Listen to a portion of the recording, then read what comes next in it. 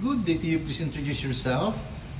Good day, sir. I am Maylin Artaguba, 35 years old, single, and currently residing at Rupuanilum Suite, Chaga Isabela. I am ninth in the family. I have 2 sisters and 6 brothers. And I am a graduate of Bachelor of Secondary Education, major in English. Okay. Can you tell me your work experience?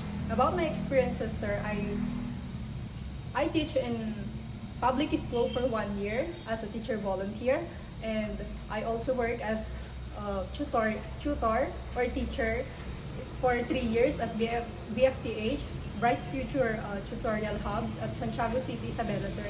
And previously, I worked as helper to a couple with 1 child, age 9 months. That's it, sir. Okay. In your previous employer, how would you take care of the children, especially when sick? When the baby is sick, I make sure that the temperature is properly checked, and I keep an eye on him, and I keep the employer or the parents updated, sir. Okay.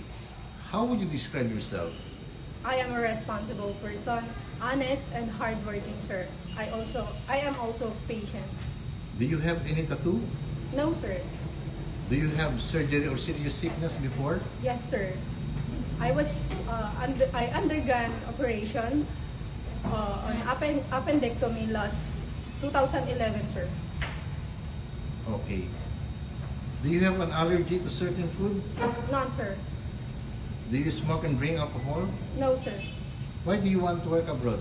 I want to help my family in their financial needs, and I want to secure my future, sir. If you get hired, who will take care of your responsibilities at home? Yes, sir. Who will take care of your responsibilities at home? My parents, sir. Okay. If you're homesick, what would you do?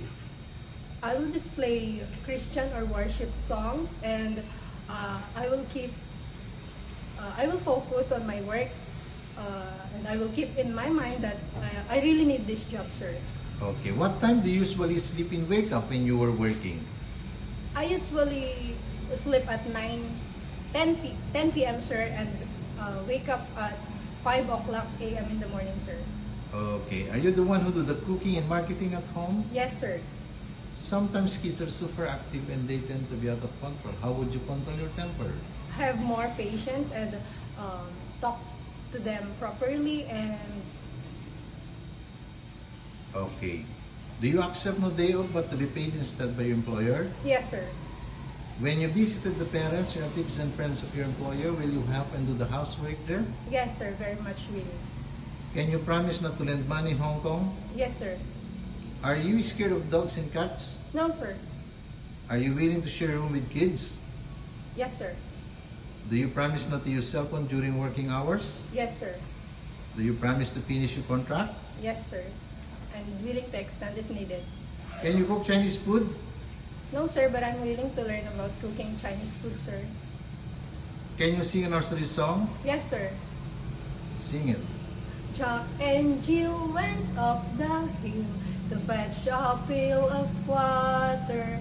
Jack fell down and broke his crown, and Jill came tumbling after. Tra la la la la la la, tra la la la la la la. Okay. What is your message to your future employer? Good day, ma'am and sir. I am an honest person. I hope I will be selected, and if given a chance, sir, ma'am, I will serve your family with all my heart. Thank you.